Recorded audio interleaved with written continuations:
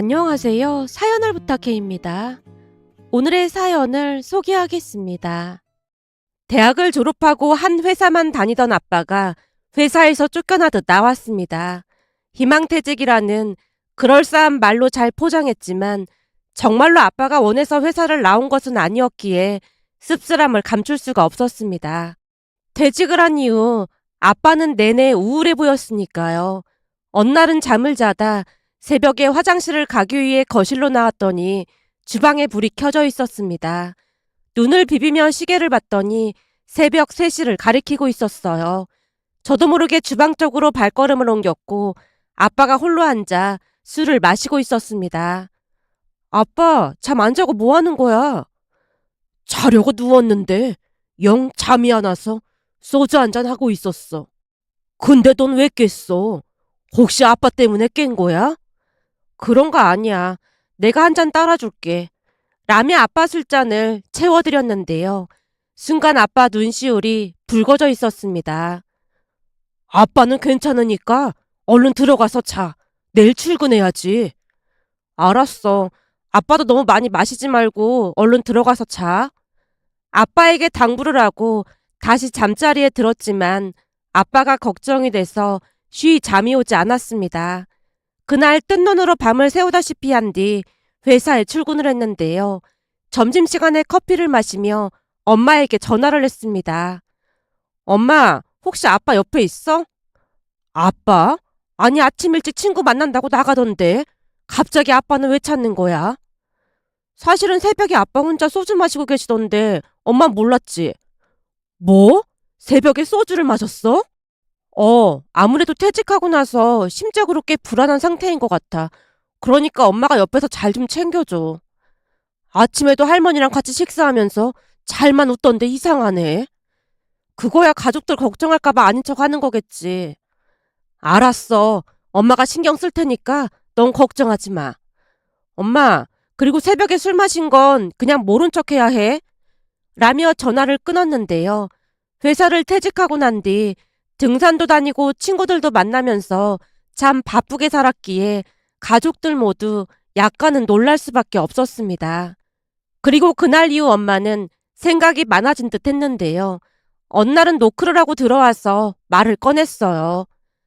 네 말이 맞더라니까. 어제도 새벽에 혼자 술을 마시더라고. 또 혼자 술을 마시고 있었단 말이야? 그래서 내가 같이 술 한잔하면서 물어봤더니 평생을 일만 하다가 아무것도 안 하고 있으니까 무기력해지는 것 같고 쓸모없는 사람이 된 것 같다잖니. 정말? 근데 아빠 은퇴가 좀 빠르긴 했어. 그러니까 회사에서 쫓겨났다는 생각도 좀 들긴 할 것 같아.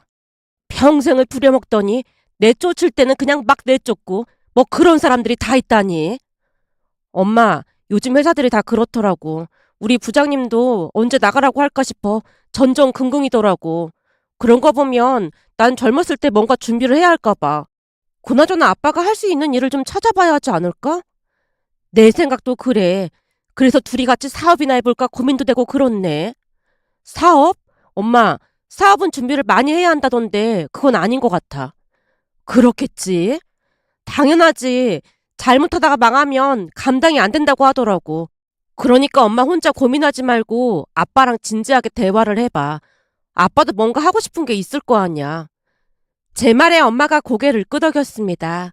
그 뒤 부모님이 자주 의논을 하는 모습이 보여졌고 어느 날 할머니가 제게 살짝 물었어요. 요즘 집안 공기가 좀 이상한 것 같은데 무슨 일 있는 거야? 그걸 이제야 느낀 거야? 아니, 네 아빠 회사 그만뒀을 때부터 약간 이상하긴 했지. 하루 종일 방 안에서 할머니 친구분들이랑 고스톱 치느라 바쁠 텐데 그걸 느끼긴 했나 보네. 내가 노름꾼이냐? 맨날 고스톱만 치게. 일주일에 5일을 고스톱 치는데 내가 당연히 그런 말을 할 만하지. 이러다 할머니 진짜로 그쪽으로 진출하는 거 아닌지 몰라. 넌 맨날 할미 놀리는 재미로 살지. 할머니 반응이 빨리빨리 나오니까 재밌긴 해. 근데 진짜 무슨 일인데 그래? 순간 할머니 표정이 진지해져 있었는데요. 5년 전 할아버지께서 돌아가신 뒤 부모님이 할머니를 집으로 모시고 왔습니다. 어차피 할머니 집에서 우리 집까지 10분 거리밖에 안 됐기에 자주 오갈 수 있었지만 할아버지께서 돌아가신 뒤 할머니께서 자주 식사를 거르시자 부모님이 모시고 왔습니다. 그나마 다행이었던 것은 우리 집으로 오신 뒤로 엄마랑 드라마도 보고 할머니 친구분들이 우리 집에 와서 고스톱도 치고 하시면서 나름 잘 지내셨습니다. 잘 지내셨다는 말보다는 아주 만족해 하셨다는 말이 더 어울릴 것 같네요. 엄마보다 더 바쁜 하루를 보내셨으니까요. 워낙 바쁘게 지내시다 보니 집안 분위기를 눈치채지 못하다가 시간이 갈수록 부모님이 뭔가 심각한 표정으로 대화를 하자 무슨 일인가 싶어서 제게 물었던 것 같았습니다. 대체 무슨 일인데 둘이 저렇게 심각한 거야? 아빠가 회사 그만두고 좀 무기력해진 것 같아서 아빠가 할 수 있는 일을 찾으려고 하는 것 같아. 아니, 내내 회사 다녔으면 이제 좀 쉴 때도 됐지. 무기력하긴 뭐가 무기력해. 아빠는 일할 때가 더 좋았던 것 같아. 그럼 무슨 사업이라도 한다는 거야? 그건 내가 말렸는데 나도 잘은 모르겠어. 제가 대충 대답하고 말았는데요. 그 뒤에도 부모님은 끊임없이 대화를 하는 듯해 보였습니다. 그러던 어느 날은 드디어 엄마 아빠가 선포하듯 말했어요. 우리가 곰곰이 생각해봤는데 우리 귀농하기로 했어요. 뭐? 귀농? 내가 잘못 들은 거지? 잘못 들은 거 아니에요. 둘이서 어디로 갈지 이미 조사도 끝냈어요. 그럼 나는 어떻게 해? 할머니가 놀란 표정으로 부모님을 바라보자 엄마가 대답했습니다. 그야 우리랑 같이 내려가셔야죠. 뭐? 나도 같이 내려간다고? 난 싫어. 할머니가 미간을 잔뜩 찌푸리며 손사래를 쳤습니다. 어머님도 당연히 같이 내려가셔야죠. 그래서 집 알아볼 때 어머님이 불편하지 않을 만한 집으로 알아봤어요. 마당에 꽃도 심을 수 있고 옆쪽에 넓은 땅이 있어서 거기다 감자도 심고 고구마도 심을 생각이에요. 글쎄 거기는 친구도 없고 난 싫어. 가려면 니들이 나가. 어머님, 민주랑 민성이 출근하고 나면 내내 혼자 계셔야 하는데 식사랑은 어떻게 하실 건데요? 밥은 내가 알아서 챙겨 먹으면 되는 거지. 그게 뭐 어렵다고 그래. 니들이 갑자기 내려가면 민주랑 민성이도 힘들 텐데 난 여기서 지내면서 살림도 하고 그러마. 진짜 안 내려가실 거예요? 엄마가 다시 물었지만 할머니 생각은 확고해 보였습니다. 어쩌면 그게 당연할 수도 있겠다 싶었는데요. 할머니는 지금껏 내내 서울에서만 사셨으니까요. 할머니가 워낙 완강하게 말하는 모습에 제가 조용히 입을 열었습니다. 그냥 여기 계시라고 해. 엄마 같으면 내려가고 싶겠어? 거기가 공기도 좋고 경치도 엄청 좋은데 대체 왜 안 가신다는 거예요? 여기에 할머니 친구분들 다 계신데 당연히 가기 싫으시겠지. 친구분들이랑 고스톱 치면 시간이 순삭돼서 가끔 밥도 깜빡하시는 마당에 당연히 가기 싫으시겠지. 그냥 엄마 아빠나 내려가. 내가 할머니 모시고 자주 내려갈게. 제 말에 할머니가 반색했습니다. 그래, 난 말이야. 그냥 여기 있을란다. 내가 가긴 어딜 가. 진짜로 안 내려가실 거예요? 어머님은 우리 없어도 괜찮으신 거예요? 엄마가 충격을 받은 표정으로 되물었는데요. 그동안 할머니를 의지하면서 살다 보니 당연히 할머니와 함께 내려갈 것이라 생각했던 엄마 입장에서는 큰 충격을 받은 듯해 보였습니다. 결국 할머니가 엄마 눈치를 보며 대답했습니다. 그게 니들 없으면 나도 힘들긴 하겠지. 근데 나도 내 생활이 있는 거잖니. 그럼 그냥 두 집을 오며 가며 지내는 건 어떻겠니? 그건 괜찮은 거지? 그래, 그러면 되겠네. 사실 민성이랑 나도 할머니까지 내려가시면 좀 그럴 것 같긴 해. 그렇지. 우리 민주랑 민성이가 다 컸다고 해도 아직 챙겨줘야 할 게 많잖니. 특히나 민주는 그 뭐냐, 감기도 자주 걸리고 그렇잖니. 그러니까 나라도 옆에서 지켜줘야지. 그렇네. 나 감기 걸리면 아무것도 못하고 할머니가 만들어준 흰죽에 간장 찍어 먹으면서 기운 차리잖아. 그렇지. 내가 내려가면 여기는 큰일 난다니까. 민성이는 허구한 날 친구들 만난다고 쏘다니고 주말이면 여행도 가고 그러는데 그러다가 우리 민주가 아프기라도 해봐. 진짜 큰일이지.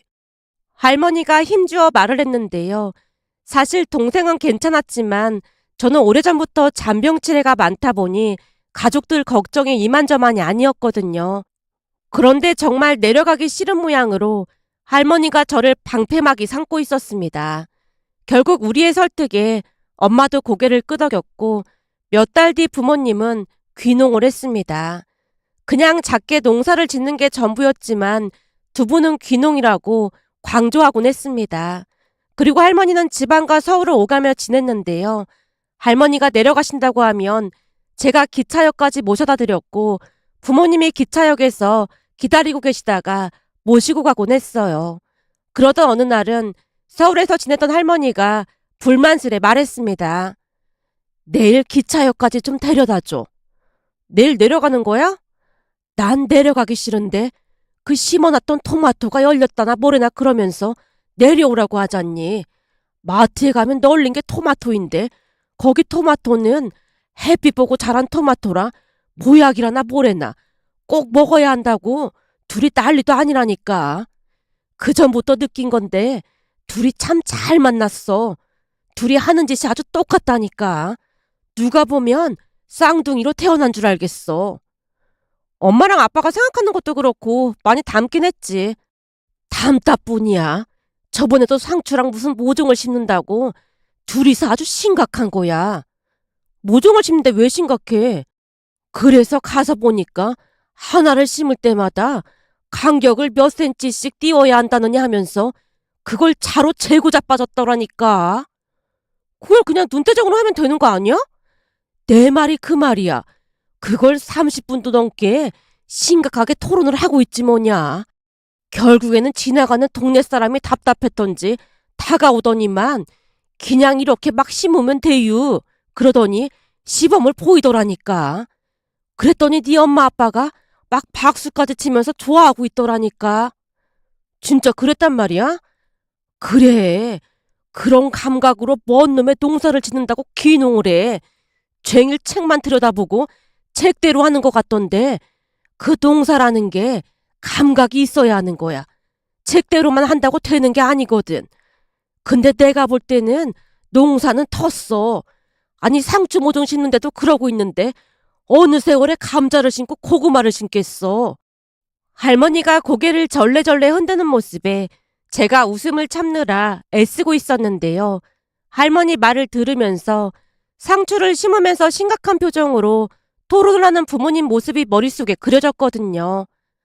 감자 심을 때 내려오라고 하는데 천불이 나서 그걸 어떻게 보고 있을까 몰라. 그래도 토마토 열렸다며. 그럼 잘한 거 아니야? 개뿔 잘하긴 뭘 잘해. 가서 보니 몇 개 열리지도 않았던데. 그 몇 개 열리지도 않았는데 아주 무슨 큰일한 것처럼 어찌나 호들갑을 떨어대던지 옆집에 사는 양반이 나보고 뭐라고 했는 줄 알아? 뭐라고 했는데? 제 물음에 할머니가 있었던 이야기를 해줬는데요.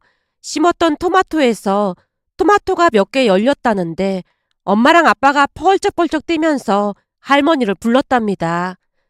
어머님, 이것 좀 보세요. 토마토가 열렸어요. 이제 보니 이 사람이 농사에 재능이 있었다니까요. 아니야. 당신이 도와준 덕분인데 뭐. 아니지. 난 옆에서 거둔 것뿐이고 당신이 다 한 거잖아.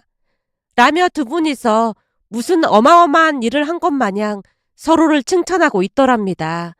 그 모습을 가만히 지켜보고 있던 옆집 할머니가 우리 할머니께 말했다네요. 아이고, 그 작은 아들 며느리 때문에 심심하지는 않겠네요. 그럼요. 절대 심심할 일이 없긴 하죠. 아마도 감자 캐는 날이 되면 감격해서 눈물도 흘릴 겁니다. 허구한 날 저러니 제가 심심할 틈이 있겠어요. 그래도 난 그 짝이 부럽기만 하네요. 우리 아들 며느리는 맨날 쌈질이나 하고 산다 만다 난리도 그런 난리가 없는데 참 부럽네요. 라는 말까지 했다네요. 옆집 할머니 말을 하던 할머니가 중얼거리듯 말했습니다. 하긴 뭐 모종을 좀 못 심으면 어때? 싸우지도 않고 둘이 저렇게 잘 맞는데. 그렇지. 어차피 우리 모두 농사 잘 지을 거라고 기대도 안 했잖아. 엄마 아빠만 행복하면 됐지. 그게 뭐 대수라고 그래. 그러니까 할머니도 그냥 대충 잘했다고 칭찬해줘. 라는 말에 할머니께서 빙그레 웃고 계셨어요. 그렇게 시간이 지나 할머니도 서울과 지방을 오가며 나름 잘 지내셨습니다. 그러다 어느 날은 몸이 좋지 않아 반차를 내고 집에 누워 있었는데요. 대체 뭘 잘못 먹었던 것인지 급성 장염의 식중독 증상으로 방에 널브러져 있었습니다. 그날은 정말 심각한 상태였는데 그냥 나아지겠지 싶어서 누워만 있었습니다. 시간이 지나면서 열까지 나기 시작했고 외출했다 돌아온 할머니가 놀란 채 부르는 소리가 얼핏 들렸는데요. 고열로 인해 비몽사몽한 상태로 대답도 못하고 있었어요. 그러면서 얼핏 할머니 목소리가 들려왔는데 누군가와 통화를 하면서 주수를 불러주고 있는 것 같았습니다. 그러면서 할머니 울음소리도 들려오는 것 같았지만 어찌된 것인지 입이 떨어지질 않았어요. 그리고 잠시 후 누군가가 저를 들것에 실어 나르고 있었는데요. 나중에 알고 보니 할머니가 구급차를 부른 것 같았습니다. 그렇게 저는 구급차를 타고 병원으로 실려갔고 할머니 울음소리가 계속해서 들려왔어요. 괜찮다고 말하려고 몇 번이나 입을 실룩거리고 있었지만 어찌된 일인지 말을 할 수가 없었습니다. 그런데 잠시 후 응급실에서 간호사가 할머니한테 묻고 있었어요. 환자분 할머님 되시죠? 예, 내가 할머니입니다. 우리 손녀 좀 살려주세요. 어르신, 너무 걱정하지 마시고 제가 몇 가지만 물어볼 건데 혹시 손녀분 임신 가능성이 있을까요? 예? 임신이라니요? 검사하기 전에 그냥 물어보는 겁니다. 아니에요. 우리 손녀는 지금껏 한 번도 남자를 사귀어 본 적이 없어요. 이대로 죽으면 처녀 귀신이 되는 건데 우리 손녀 좀 살려줘요. 민주야, 정신 좀 차려봐. 처녀 귀신은 한이 많아서 절대 안 된다. 라는 울음 섞인 할머니 말이 응급실을 가득 메웠고 제 기억에는 여기저기서 웃음소리가 터져 나온 걸로 기억이 납니다. 아마도 제가 호흡 곤란까지 와서 할머니가 정말 많이 놀라신 듯해 보였거든요. 그 와중에도 창피한 마음이 들어 어딘가로 숨고 싶은 심정이었습니다. 잠시 후 이런저런 검사도 하고 링거를 맞고 난 뒤 조금씩 나아져서 할머니를 불렀어요. 할머니, 나 괜찮아. 괜찮냐? 넌 아프면 말을 해야지. 방에서 혼자 그러고 있으면 어떡해. 너 때문에 이 할미가 얼마나 심령 감수를 했는지 알기나 해. 미안해. 집에 올 때까지만 해도 그렇게 심하진 않았거든. 근데 갑자기 열이 나면서 하늘에 붕 떠있는 기분이더라고. 지금껏 연애 한 번도 못 해보고 진짜 큰일 날 뻔했잖니. 나이 30이 다 되도록 연애도 못 해보고 저 세상 가면 얼마나 억울할 뻔했어. 할머니, 알았으니까 제발 그만 좀 해. 그때 마침 의사가 할머니께 설명을 하기 위해 다가왔다가 할머니 말을 듣고는 웃음을 터뜨리고 말았습니다. 할머니, 제발 그 처녀 귀신이라는 말 좀 그만하면 안 돼? 내가 틀린 말 했어? 아니 그 나이 먹도록 연애를 못 해본 게 말이나 되는 소리냔 말이야. 내 말이 틀려요, 의사 양반? 네? 아, 사실 저도 30이 넘었는데 아직 연애 못 해봤는걸요. 뭐? 의사 양반도 아직 연애를 못 해봤어요? 대체 젊은 양반이 뭐하고 사느라 아직까지 연애도 못 해본 거야? 할머니, 제발 그만 좀 해. 라며 제가 할머니를 다시 말렸지만 할머니가 다시 입을 뗐습니다. 젊은 게 얼마나 좋은 건데 아깝게 그러고들 살고 있어. 의사 양반 집에서도 걱정이 많겠구만요. 저는 가족이 없어서요. 아니 가족이 왜 없어요? 부모님은 일찍 돌아가시고 할머니랑 단둘이 살았었는데 할머니께서도 1년 전에 돌아가셨거든요. 그 와중에 의사가 할머니 말에 대답을 해주고 있는 모습에 의사가 왜 모태솔로인지 알 수가 있었다고 해야 할까요? 하지만 의사 말에 안쓰러운 마음이 들었던 것인지 할머니가 의사 손을 덥석 잡고 말했습니다. 아이고, 내가 괜한 걸 물어봤네. 미안해요. 아닙니다. 참 신기한 게 우리 할머니도 저한테 총각 귀신 얘기를 가끔 하셨거든요. 총각 귀신 얘기를? 제가 공부만 하느라 연애도 못하고 그러고 있으니까 우리 할머니가 항상 그러셨거든요. 그러다 총각 귀신 되면 한이 많아서 이승을 떠들어야 한다고요. 돌아가시기 전에 결혼하는 거 꼭 보고 싶다고 하셨는데 그렇게 빨리 가실 줄은 몰랐거든요. 저도 많이 후회가 되네요. 할머님 보니까 우리 할머니 생각도 나고 그래서 저도 모르게 별말을 다 했네요. 저도 할머니랑 단둘이 살아서 얼마나 힘든지 잘 알거든요. 그러니까 할머니께 항상 잘하세요. 암튼 환자분은 장염의 식중독이니까 약 먹고 그러면 금방 좋아질 겁니다. 라며 의사가 제게 당부하고 뒤를 돌았는데요. 아마도 제가 부모님 없이 할머니와 단둘이 사는 것이라 생각했던 것 같아 보였습니다. 그렇게 병원에서 치료를 받다가 퇴원을 했고 회사에 병가를 내고 집에서 며칠 더 쉬었는데요. 며칠 뒤 할머니가 제게 놀라운 말을 꺼내는 게 아니겠어요? 저기 그때 응급실에서 봤던 그 의사 말이야. 의사? 누구 말하는 건데? 왜 그때 그 총각 귀신이라고 했던 그 의사 말이야. 그 의사 어떤 것 같아? 아, 30살이 넘도록 모태솔로라던 그 의사? 그러는 너도 모태솔로면서 뭘 그런 말을 하고 그래. 나야 아직 30이 안 넘었잖아. 제가 입을 삐죽이고 있었습니다. 내가 볼 때는 너도 30이 넘도록 솔로로 지낼 것 같아서 하는 말인데 이참에 그 의사 만나보는 건 어때? 그 의사를 만나라니? 그게 무슨 말이야? 제가 놀란 채 할머니를 빤히 바라봤는데요. 할머니가 놀라운 말을 꺼냈습니다. 내가 말이야, 그 의사를 기다리고 있다가 네 연락처를 살짝 줬단 말이지. 뭐? 내 연락처를 내 허락도 없이 줬단 말이야? 네가 처녀 귀신이 될 수도 있는데 지금 그런 거 따질 때가 아니잖아. 할머니, 그 처녀 귀신 얘기 좀 그만하라고 했잖아. 그러니까 처녀 귀신 되기 전에 한번 만나나 보라 그 말이야. 내가 보니 그 의사도 너한테 마음이 있어 보이더라니까. 아니 나도 모태솔로고 그 의사도 모태솔로인데 둘이 만난다고 생각해봐. 둘 사이가 잘 되겠어? 그러니까 오히려 더 잘 될 수도 있는 거지. 이 할미 소원인데 그거 하나 못 들어줘? 나도 그 의사가 네 연락처를 안 받는다고 했으면 그냥 말 생각이었다니까. 근데 연락처를 받았잖니. 그럼 그 의사도 마음이 있다는 소리 아니겠어? 할머니가 계속해서 설득을 했고 며칠 뒤 정말로 그 의사에게 연락이 와서 만나러 갔습니다. 제가 예상했던 대로 할머니와 단둘이 살고 있는 줄 알았다고 했는데요. 역시나 모태솔로다 보니 말을 잘하거나 그렇지는 못했습니다. 하지만 제게 뭔가 진심을 보여주려고 노력하는 모습에 약간은 마음이 움직였는데요.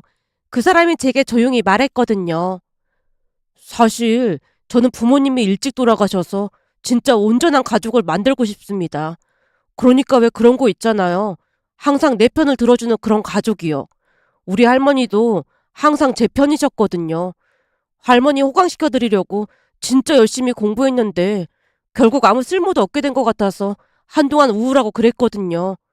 근데 그날 응급실에서 민주 씨네 할머님 모습 보면서 우리 할머니가 겹쳐 보였습니다.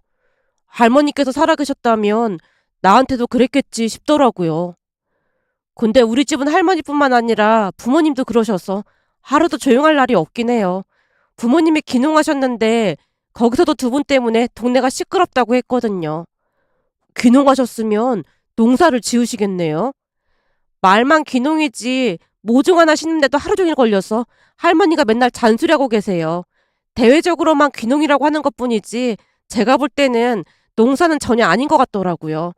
그래도 아빠가 퇴직하고 내려가신 거라 즐겁게 하고 계시긴 해요. 민주 씨는 좋은 가족들이 있어서 참 좋겠네요.